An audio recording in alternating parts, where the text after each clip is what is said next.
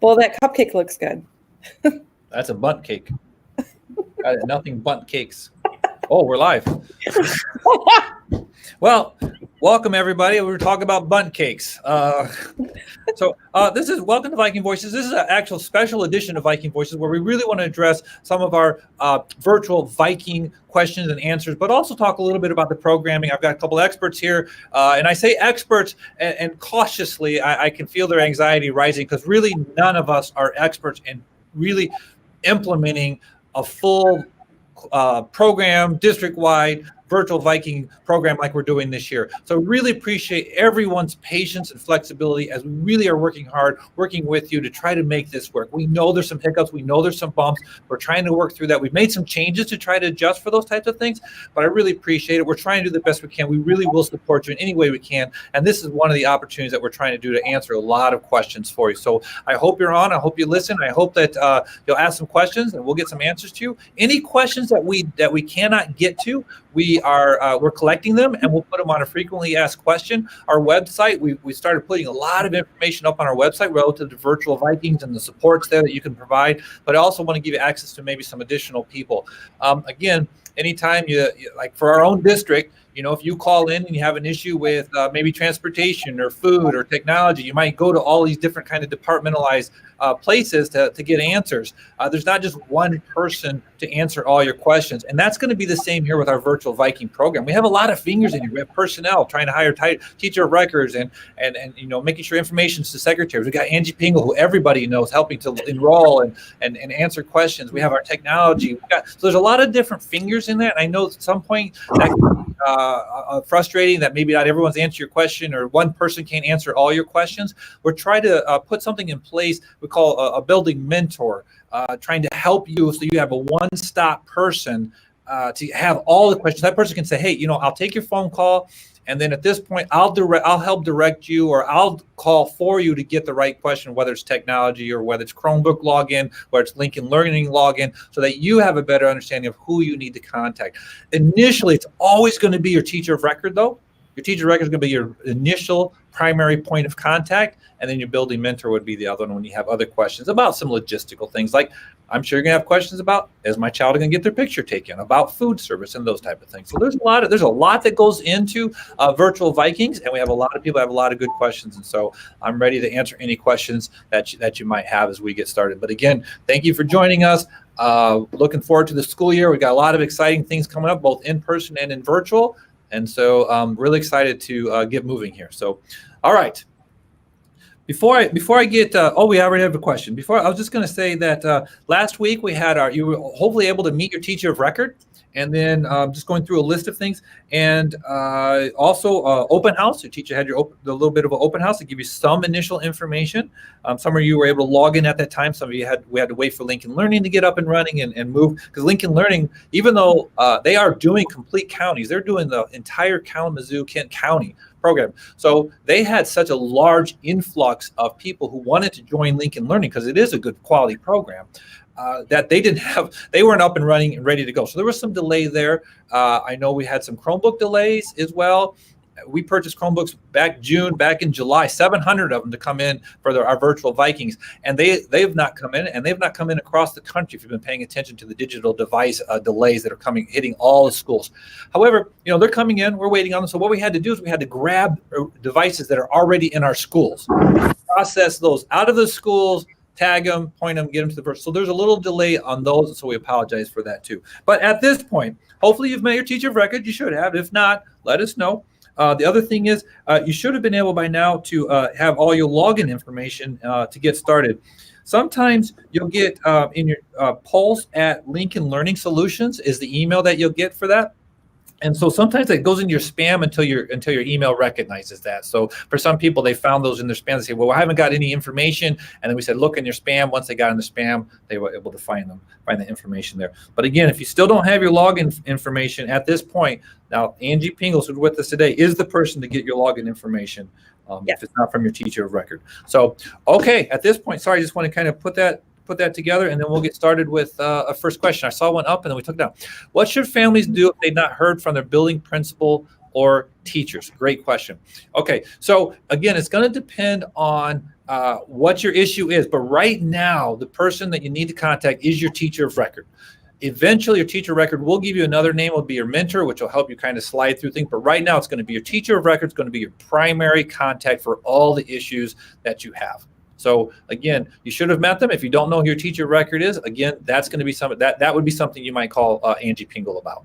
But teacher of record, teacher of record. Are the students supposed to be doing a lesson in each subject a day, including the to-do list? I'm not 100% familiar with the progress monitoring of that or how the lessons come across. Angie, could you address this question, what the Lincoln Learning lesson might look like and including the to-do list? Sure. When you log into Lincoln Learning, you have your course cards is what they call them. When you click on your course card, for instance, for your language arts class, sometimes you'll have a to-do list. That is the very next thing that you need to do in that course.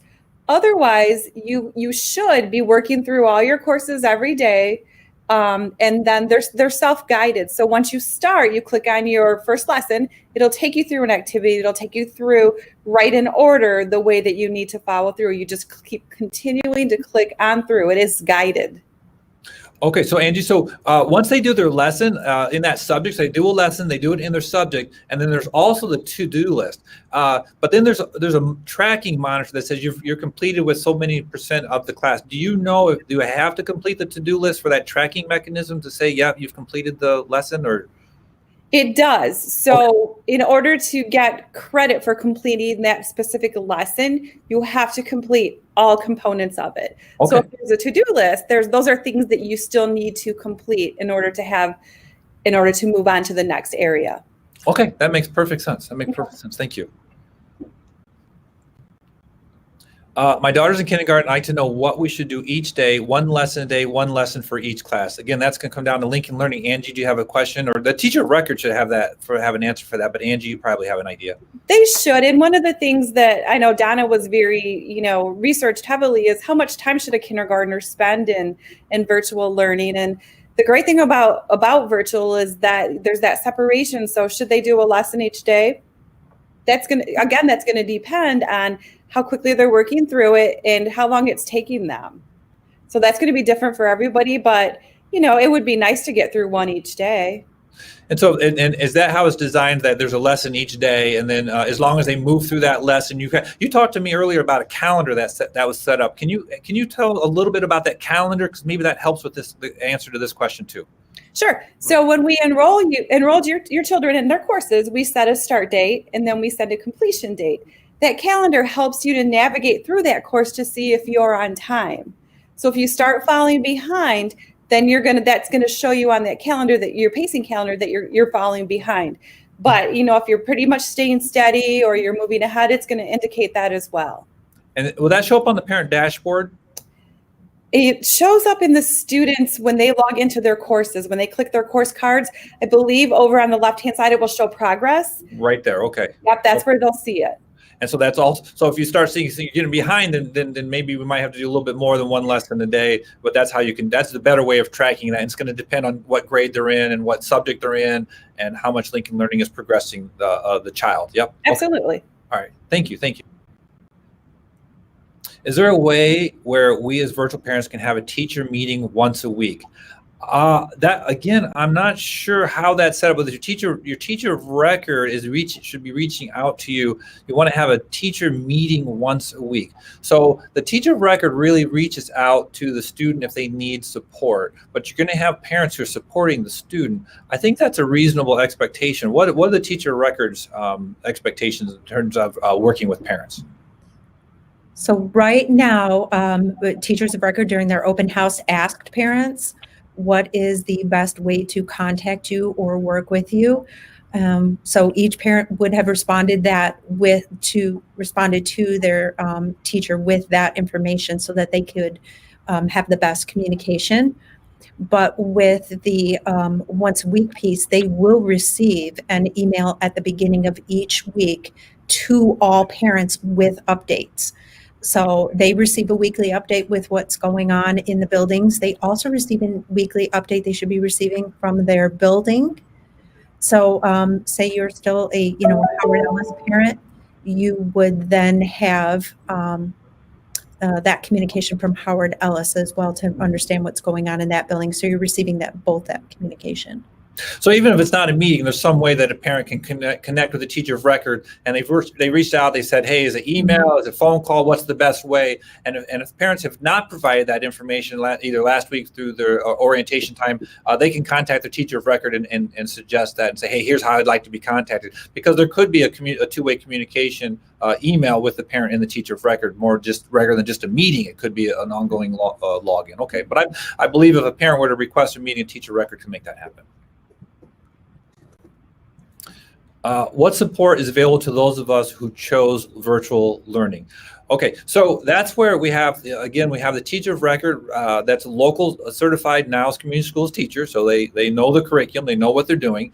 And then we also have a building mentor also that we're assigning here. You have the support of our technology, you have support of Angie and Donna and those type of things. But your teacher of record, again, is going to be your primary support through that.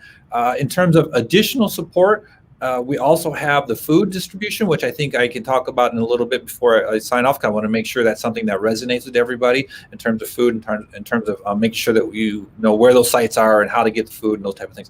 But in terms of support, the majority of support is going to come from your teacher of records. Is that fair to say, Angie and Donna? Yes. Okay.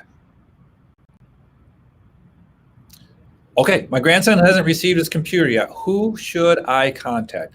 Okay, so right now, again, the primary contact for questions like this is going to be your teacher of record. And your teacher of record will work through issues like not receiving your Chromebook yet. But everybody will get a Chromebook. We'll make sure that happens. If you don't have one, let your teacher of record know, because you will get one. Some families have had to share a Chromebook, and that's not a long-term fix. We're going to fix that as soon as we can. But we do know that has been an issue with some sharing, and we will make sure, again, your teacher of record, if sharing is become an issue, we'll work to get you a device, and hopefully these are coming in soon, and then we can flush that out so that everybody has their own device and we won't have to have any of that sharing. But again, your teacher of record would be the person that you would contact for a computer. I want my daughter to switch in person. How do I go about doing this? Perfect. Great question. I'm glad this question was asked. One of the things that comes up is why did you have an August 19th a deadline for virtual liking? We didn't even know if we were going to like the program.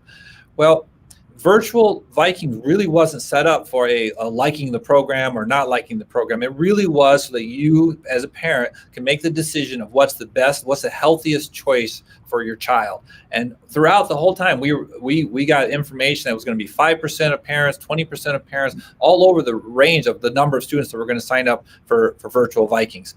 So we had to have a deadline because we have to tell Lincoln Learning the number of people, number of students that we have that are involved, because at some point they're going to cut us off and say, we're not going to support you anymore. So we had to have a deadline. We worked with Lincoln Learning to extend that deadline a little bit longer, but at some point they say, that's it, no more students. So that's the issue.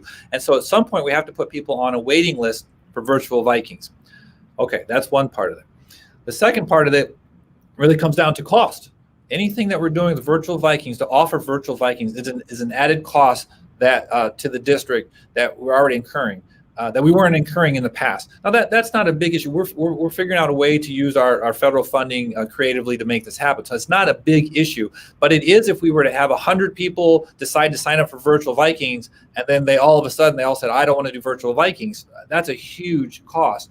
And we also have to, because the number of people who took advantage of Virtual Vikings was large, at over 800 students. So what that did was that lowered our class sizes to a point to where we had to borrow some of our classroom teachers to provide the support for our Virtual Vikings.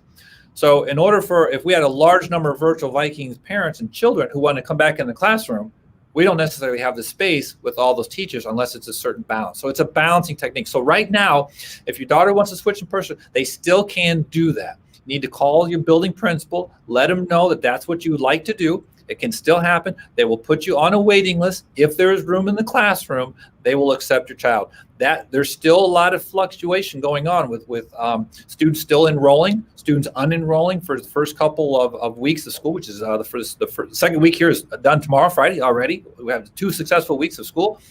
At that point, we have a better idea of our enrollment, our class sizes, and those type of things. And that's what the building principals need in order to make that decision of whether you can come off the wait list or not. It is my understanding right now that the majority of those of you who already said, I want to be on a wait list, I believe we've been able to accommodate you. I can't promise all of you that will, because at grade level, we do have some grade levels that are absolutely full for in-person. But if you are looking to go in person right now and not do the virtual, then what I would do is contact your building principal. They will put you on a wait list. They will look at the size of the classrooms, and if they can get you in, they will get you back in. Not everyone on social media. How else is the district contacting parents? We have robocalls. We have. We don't do any hard mailing. Angie, have we done any hard mailing with information? I don't believe we have. Okay.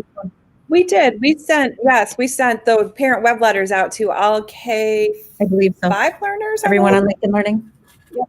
Okay. Yep. And then we have information, not just on social media, not just on Facebook or Twitter. We also have a lot of information on our website.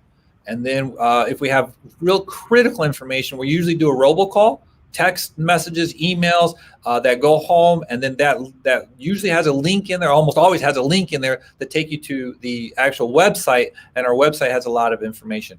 At this point, I would like to actually share my screen if I can. If you can give me a second here to try and do this. I'm going to share my screen and see if I can take you to the website here. I'm going to give it a shot. I'm giving my best shot.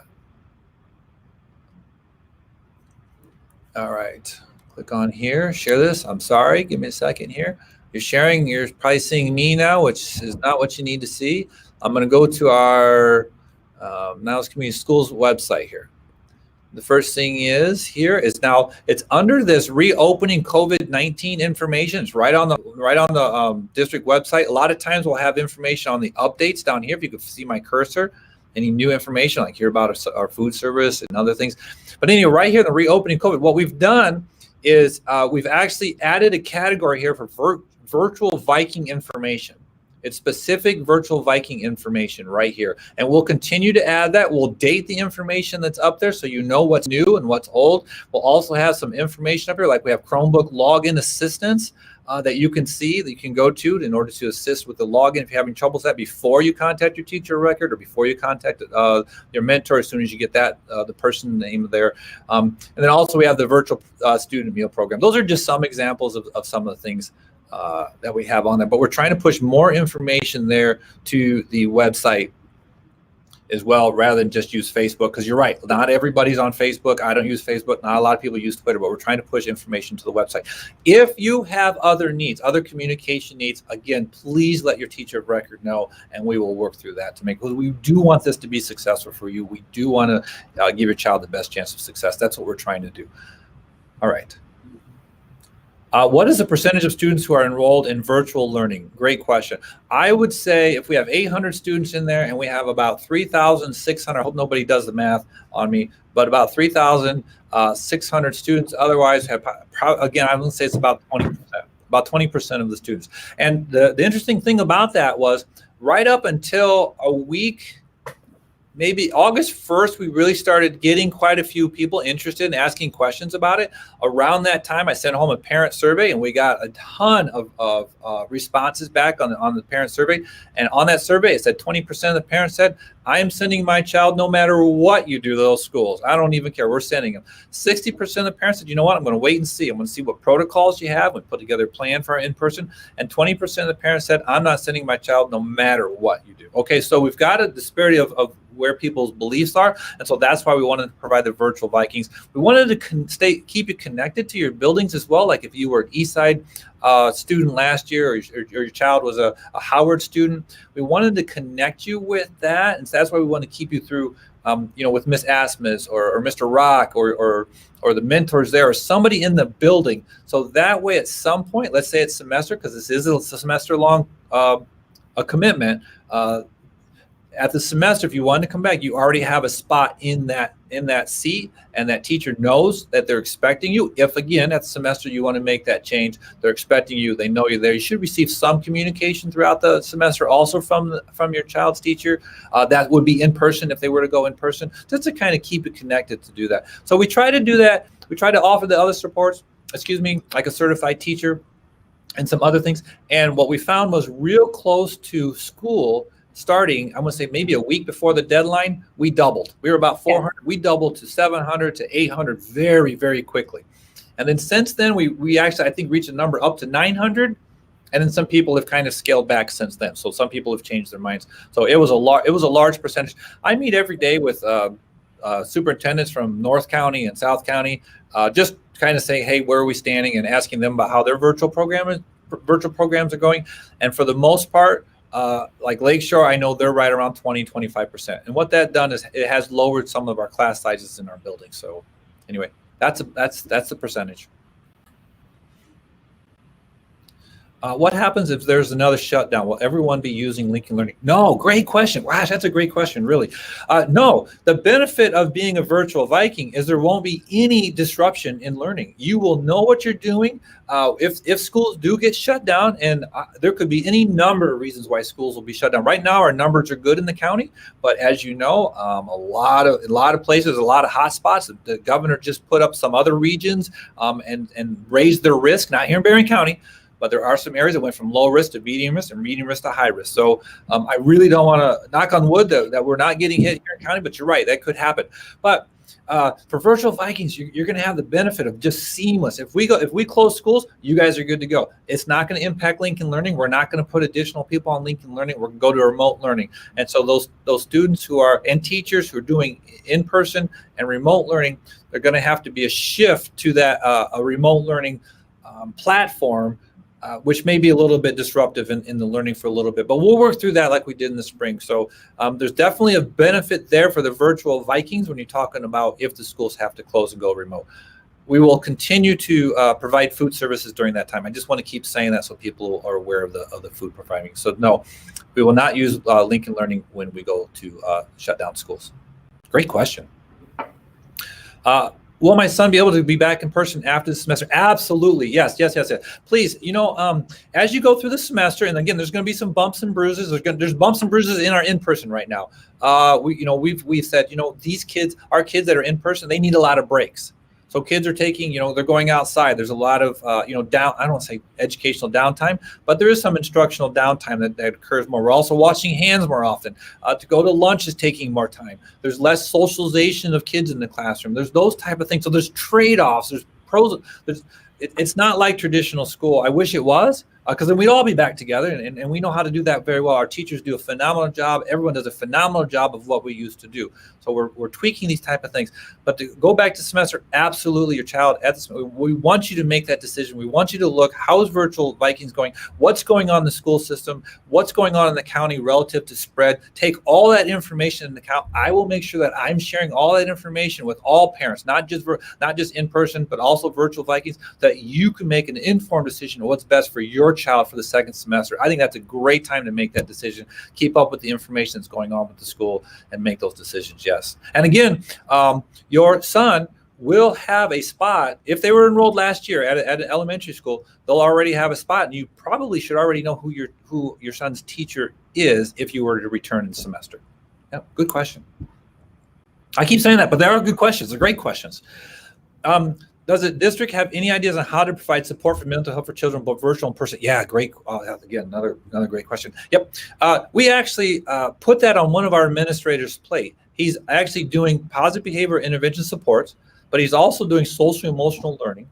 But we're also providing a mental health checks that we will be doing with our virtual students. And if our in-person students go remotely, we'll also be providing that.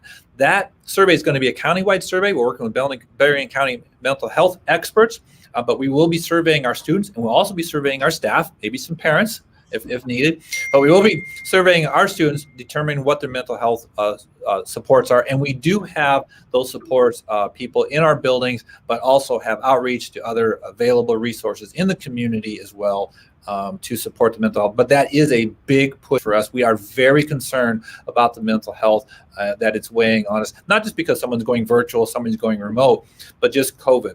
the impact that COVID is having on our families. There's enough stress. There's already stress on the families, whether it's job or whether it's this, and now you're taking on additional support of supporting your child through their educational career. There's a lot of stress, and so mental health is a huge piece, and we do need to do that. So look forward to having look towards a survey coming for your child to fill out for the exact reason of checking on mental health for children. Yes, absolutely. That's a very important thing. Is there an update on the Chromebook waitlist? How long will we have to wait to get one? Again, it's my understanding we should have Chromebooks for everybody. If you're still on the waitlist, please contact your teacher of record at this time, and they'll get you they'll get it up to date. Since that's the second question that we've had about Chromebooks, Angie, what I'll ask is if you can send the teacher of records just a quick email and let them know that question came up a couple times. I know we have some teacher of records who are listening also as well. So they're listening to the questions as well. So, but if you can send them an email saying, if you have anybody who does not have a Chromebook, let us know, or let technology know, so we can get this moving really quick. Because somebody without a Chromebook at all, I want to make sure they get that as soon as possible. But if you are having any trouble logging in or either into your Chromebook or into Lincoln Learning, into Edgenuity or E2020 class, or some issue with the Chromebook, don't worry, don't panic. We'll get it too. We'll get it right. You won't be behind. One of the great things about the Virtual Vikings and these programming is the flexibility. You know how some days you wake up groggy and you just don't want to do anything, and other days you are fired on. Our kids are the same way. There are days where kids are just firing away at their classwork and you can't bother them. They're in a zone. And so in those days, let them work ahead. So there is going to be some flex time that children will be able to make up. They're not going to get way behind. Don't get them stressed out. We're not going to stress out. Our teacher records aren't going to stress out. You as a family, don't get stressed out. We'll get the materials. We'll get the equipment that you need, and they'll be fine. And to piggyback off of that, you may not hear back from your teacher record. It might be your building mentor that contacts you back about that Chromebook waitlist, or someone from your building may be the person who contacts you and lets you know where you're at on that piece. Yeah, thank you, Donna. That actually would be a great way for a building mentor to introduce himself to somebody as well too. But we'll get that. We'll get that too. We'll get that up. Your teacher record will be contacting you. How do I upload documents? Oh, wow. Great question. I am not an expert at this at all. Your teacher of record should be able to help you with this. I think they went through some training on that. Is that right, Angie or Donna? That's correct. We also have some support videos that can walk you through step by step how to upload a document. We'll make sure that the link to those gets posted on our district webpage. Is it up there now? Let me take a look. Okay. And I know that we've talked about several different ways of students uploading. A parent can take a picture, I heard, of the work. They can scan the work. The student can do some of the work online and send it through an email. But the other thing was to scan it, right? Scan, take a picture. That is correct. You take a picture of you open the assignment on the computer, you write it on your notebook paper, you write your answers on your notebook paper, you take a picture of that, and then you upload it that way. So we'll put specific directions on the webpage where Dr. Applegate pointed you to under the COVID Virtual Viking information. We'll make sure that gets posted, if not today, first thing tomorrow morning. Okay. Thank you for that. I'm sure other people have that same question. That's a good point. Some schools have dashboards to track COVID case numbers. Could now do that for each building. Okay. If I can share my screen again.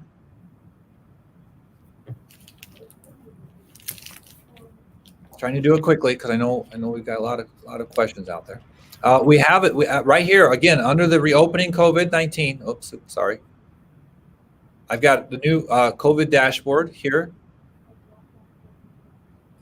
This is from last week. We didn't have any students that confirmed positive that were in our schools. We didn't have any staff members confirmed positive. We didn't have any students last week that were quarantined. We didn't have any staff members last week that are quarantined. The Berrien County Health Department tells us who's quarantined and who's positive. They don't always, well, they do give us the names. We can't share the names, but we do know who that is. We do have one staff member who's quarantined this week. So on September 11th, you'll see one down there for a staff member. Now, I know the question was, and I'm going to try and figure out how to stop sharing here.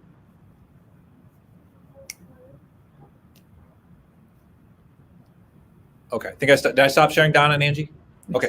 I know the question is, could we do that for each building?